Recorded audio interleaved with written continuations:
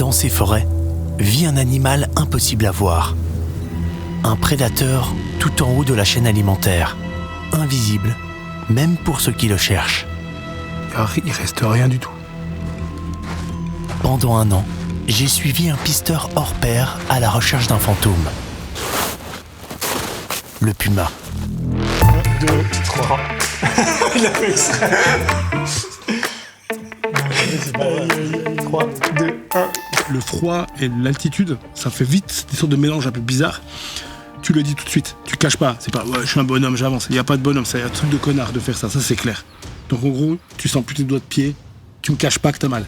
Faut pas attendre le dernier moment, parce que si on a 8 heures de la voiture, c'est irrémédiable après. On va en chier. De toute façon, t'es pas dans un truc confortable. De toute façon, t'es dans la douleur et l'abnégation. Il m'annonce la couleur de ce qui va se passer. On va marcher, tu vas avoir froid, tu vas en chier. Et j'ai eu froid, j'ai marché, j'en ai chié. En fait, là, Neil, il suit un super prédateur, un animal qui se déplace dans des conditions compliquées, un terrain compliqué. Donc, moi, j'avais jamais fait ça, en fait. J'ai été filmer des renards, des choses comme ça, des lynx qui sont assez faciles. Enfin, c'est dans le Jura. C'est l'un des tournages les plus durs. Et ça, je le garde dans la vidéo. Mais c'est ça qui est magique aussi. Il y a beaucoup de gens qui se la jouent un petit peu tête brûlée, c'est un peu bonhomme et tout. Et ce que j'aime bien avec l'approche avec Neil, c'est comme un papa, en fait. Et tout de suite, il dit, si on a mal, on le dit, on fait attention à notre corps, on s'adapte au plus faible et tout. Et ça, j'ai beaucoup aimé. C'est pas le plus faible, c'est le moins préparé. Il y a des gens qui ont l'habitude de faire ça. Moi, je suis le plus faible des deux. Mais c'est pas une question de faiblesse ou de moins de faiblesse. Si, c'est juste une question de préparation puis d'habitude. De travailler dehors, c'est un métier en soi, en fait. C'est une façon de vivre. On a du plus mal. Mais non. Il avait la tête posée sur ses pattes avant ici, puis il avait la queue qui était mise. Comme ça, je pense. Il n'y a pas de trace de queue. Si, il y a la trace de queue ici, là. Là. Il était couché comme ça. Avec la queue là. Et avec les pattes comme ça. Il a mis des pattes ici, là. On voit toutes les traces de pattes. Et puis qu'il y ait plein de traces de pattes, ça montre une chose, c'est qu'il s'est levé, il s'est léché, il s'est toiletté. Après, il est resté un moment comme ça. Puis après, il est reparti. Souvent, il voyait des traces, il disait « Ok, il y a ça, il a fait ça, on va remettre un piège photo, tu verras, il va revenir, il fera ça. » Moi, j'écoutais ça, j'étais « Ok, on revient le lendemain, l'animal fait exactement ce qu'il a décrit et ce qu'il pensait. » C'est là où on parle de feeling et les compétences, elles sont incroyables, quoi. C'est vraiment un temps énorme passé sur le terrain à apprendre, à lire des choses que personne ne lit ou peu de monde lit. Mais par contre, il n'y a pas un truc extraordinaire là-dedans. La trace, c'est la première étape. Maintenant, il faut pouvoir la suivre et surtout ne pas la perdre. La première étape, c'est de trouver une piste. Ensuite, de la piste, l'idéal, c'est de trouver une proie.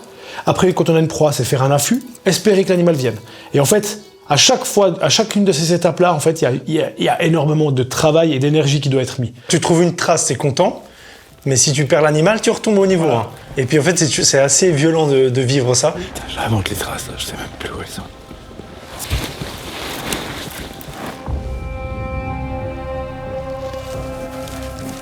Je suis monté sur l'arbre parce que je comprenais plus les traces, parce qu'elles sont illisibles à cause de la neige qui est tombée cette nuit. En fait, Neil, il était vraiment sérieux quand il me disait qu'on ferait chaque jour la même chose. En fait, on a un rythme qui est incroyablement lent, mais incroyablement beau, parce qu'en fait, c'est le rythme auquel la vie, auquel l'homme devrait s'accorder toujours. Parce qu'en fait, il y a tout qui revient comme il faut. Plus le temps passait, et plus la recherche tournait à l'obsession. Il faut 4 ou 5 jours pour que le corps reprenne ce rythme, justement, qui est un rythme entre un battement du cœur, entre la circulation du sang, entre le rythme du vent, entre le rythme du terrain, la topographie du terrain. C'est incroyable. Tant que j'ai pas réussi à atteindre cet état, où j'arrête d'être surstimulé de tout, eh ben, j'arrive pas à me connecter et à avoir ce que j'appelle ce feeling. Tu verras, c'est un petit peu pénible parce qu'en fait, si on trouve rien, on fait tout le temps la même chose. On marche et on cherche. Non-stop. C'est un oiseau qui tape contre un arbre, donc un pic, comme ça. Après, il y a un écureuil qui alerte. Et en fait, cet écureuil alerte. Mais pourquoi il alerte? Pourquoi le pic? Il tape plus? Pourquoi il y a un silence? Pourquoi il y a plus de silence? Et en fait, tout cet entremêlat de choses font que tout d'un coup, ça rend possible cette présence qu'on attend. Et en fait, on est à l'affût de tous ces petits indices qui pourraient nous dissimuler, nous dévoiler en fait la présence de celui qu'on cherche, parce que lui, c'est avec ces indices-là aussi qu'il va percevoir notre présence. Et c'est important d'être sur la même longueur d'onde entre celui qu'on cherche et celui qui cherche à nous éviter. Tout là, on voit qu'il y a quelque chose qui a été tiré. Et ça peut être que un puma qui tire un cerf qui est mort. C'est tous des poils de cerf ondulés. Je pense que s'il y a la proie, c'est dans ce sens-là. Sous le sapin, il y a un petit monticule, et là caché là-bas. Je vais installer des micros, je vais installer des pièges photos. On va là-bas, c'est sérieux. On regarde vite fait, et puis après on se casse. Parce qu'il faut pas qu'on perturbe et qu'ils reviennent pas dessus. Ce qui est hyper impressionnant, c'est de voir comment Neil, il arrive à lire dans la forêt. C'est vraiment comme un enquêteur qui est sur une scène de crime. C'est vraiment très impressionnant. La nuit tombe. Faut qu'on rentre. Il n'y a plus qu'à espérer qu'elle passera sur la proie cette nuit. Et pour le savoir, on va devoir y retourner le lendemain.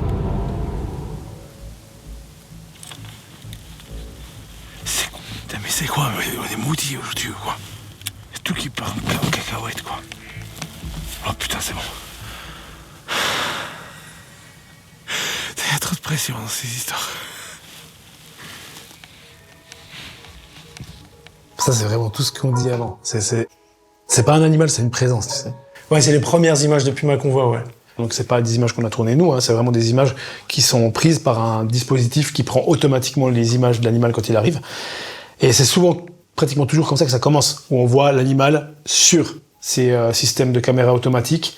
Mais c'est quelque chose qui est quand même très fort. Déjà, j'aime beaucoup parce qu'il y a un côté où c'est que l'humain est complètement absent de cette scène. Et ça permet, avec ces premières images, de se dire, OK, elle est là, elle existe. Il y a une trace fraîche qui remonte, il y a une autre trace un peu plus vieille qui redescend, et il y a encore une trace un peu plus vieille qui remonte. Et on est quasiment sûr qu'elle retourne tous les soirs à une zone qui devrait être une zone de tanière.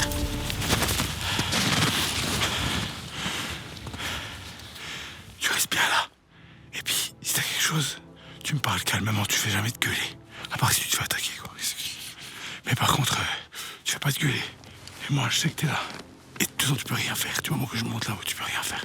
Donc je me débrouille, je suis seul, je suis dans ma zone. Le seul truc que tu m'interviens, même si tu parles doucement, je t'écouterai pas. Ça veut dire que t'es avec ta caméra comme ça. Genre, tu m'appelles par mon nom, à haute voix, uniquement si t'es un puma, en visuel. Ça marche.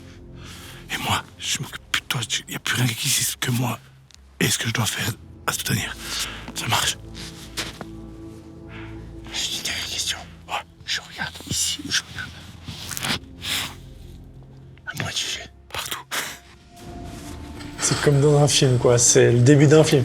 Mais tu vois, ça, c'est tout ce qui est trop cool de travailler avec Neil, c'est qu'on se marre bien, on a eu des super moments, et quand c'est sérieux, là, c'est un briefing sérieux. Mais c'est pas forcément danger, c'est aussi pour pas mettre en danger, entre guillemets, l'animal, pas trop le déranger. C'est tout un mélange que moi, voilà, je réagis, mais je me dis, OK, c'est là, on reprend de sérieux, on est vigilant. À l'entrée, c'est sûr qu'elle est tout petit. J'installe les pièges et je me casse, mais d'une vitesse grand V. Ok, j'ai rien vu au fond. On verra bien, tout est installé. On a fait ça en moins de 10 minutes, bien joué. Maintenant on se casse.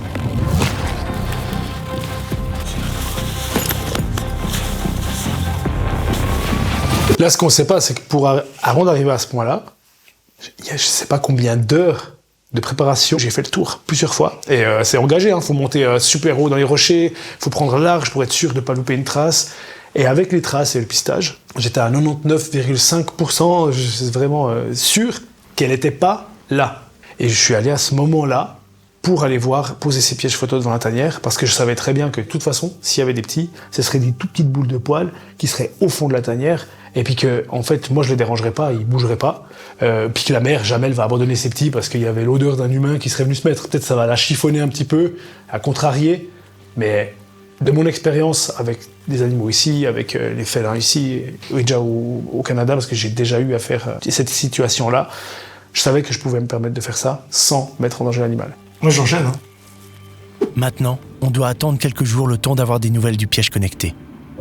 On en profite pour souffler un peu. Sauf que quand tu bosses avec la nature, c'est elle qui décide de tout. Et aujourd'hui, elle a décidé de nous réserver une surprise. Étrange.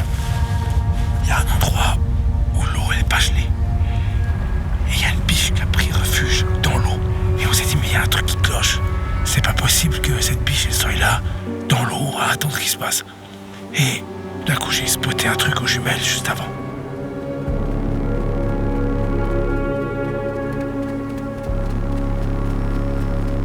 Il y a un invité surprise dans le documentaire. On a les deux plus gros prédateurs des Rocheuses, en fait. Il manque juste l'ours. Et en fait, on dirait qu'il patiente juste. Que la biche, elle est trop froide puis qu'elle ait le choix. C'est un truc qu'on voit qu'une fois dans une vie, à mon avis. On s'est retrouvés au milieu d'une scène de chasse spéciale. C'est à qui tiendra le plus longtemps. C'est vraiment, franchement, ça me fait mal au ventre.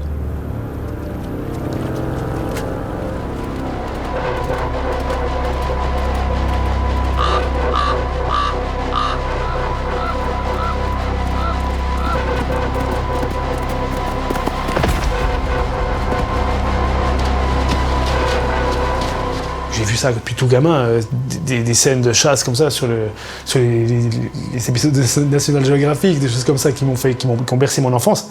Mais j'étais à des milliers d'années-lumière d'imaginer que ça durait autant longtemps, que c'était autant brutal.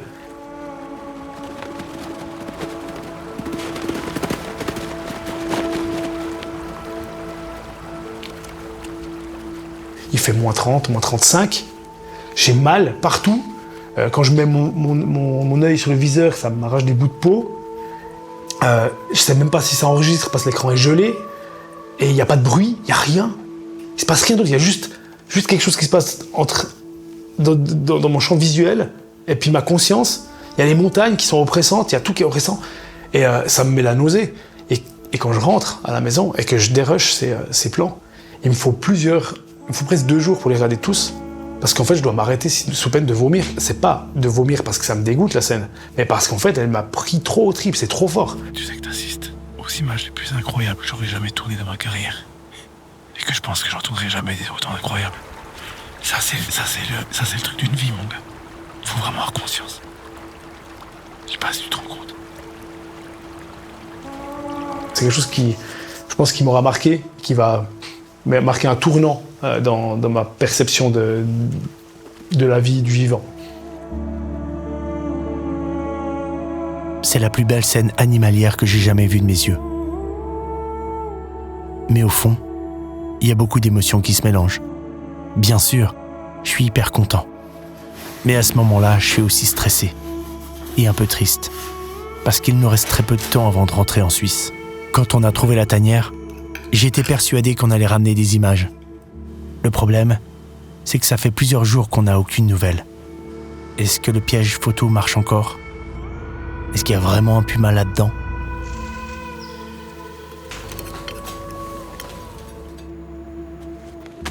Pour répondre à toutes ces questions, il n'y avait qu'une seule chose à faire.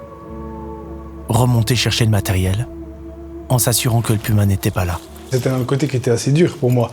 C'est qu'on va chercher les images sur les pièges. Moi, je suis équipé pour regarder tout de suite ce qui se passe. J'ai un lecteur de carte SD, je mets sur mon téléphone, je peux regarder ce qui se passe dans un truc. Et non, du coup, avec Julien, il faut attendre. Parce que du coup, il faut filmer les réactions et tout. Donc, en fait, il faut attendre. D'où l'équilibre qu'on parlait avant. 4 heures, quoi. 4 heures pour pouvoir savoir ce qui se passe dedans et tout. Donc, je le comprends complètement, le truc. Mais c'est long. Allez! Oh yes! Ok. Bon, au moins on sait qu'elle est là. C'est exceptionnel. C'est complètement fou. Ah là, c'est qu'elle sort. Qu'est-ce qu'elle est belle! Oh, regarde ces truffes! Oh, le regard! Oh, regarde les Tu sais, c'est pas luche là. C'est génial. Elles sont massives.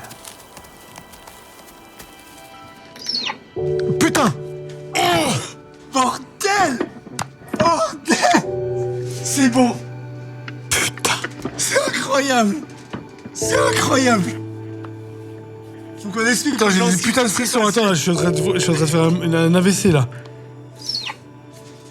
Il faut qu'on explique. Putain, mon gars! Putain!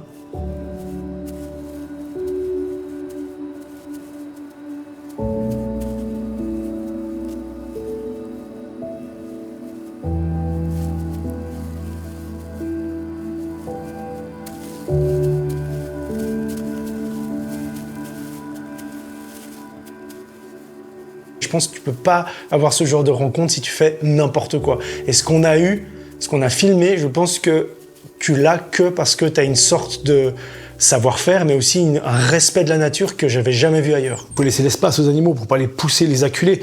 En fait, si on les pisse trop longtemps, comme il y avait des petits, la mère, elle va rester plus avec les petits, donc elle va moins chasser. Donc si elle chasse moins, il y a moins de chances d'avoir une proie. On la dérange. Donc il y a même, si on enlève le côté éthique, de toute façon, c'est un côté pratique, de toute façon, qui a pas de sens. Non, c'est pas possible.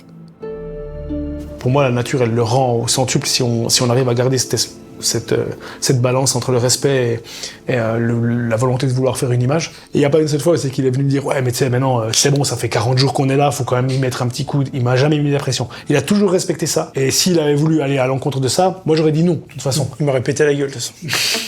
Il m'aurait foutu un pain. On ramène quelque chose de la nature, mais pour moi, on rend pas la nature lucrative. Donc en fait, si on n'arrive pas à faire ce qu'on a à faire, c'est pas grave, c'est tant pis. Si le producteur il va gueuler, c'est pas grave, le prix c'est le même. Y a pas, on va pas, moi j'irai pas à l'encontre de mes principes pour n'importe quel cachet au monde. C'est chaud.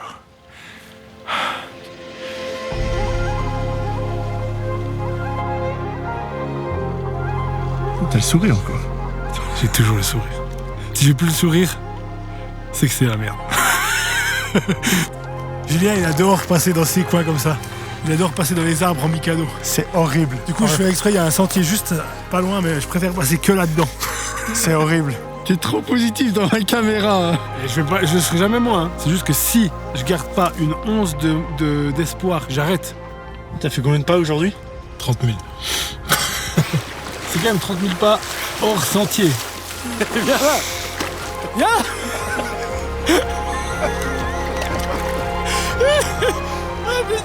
En vrai, j'ai juste envie de tomber.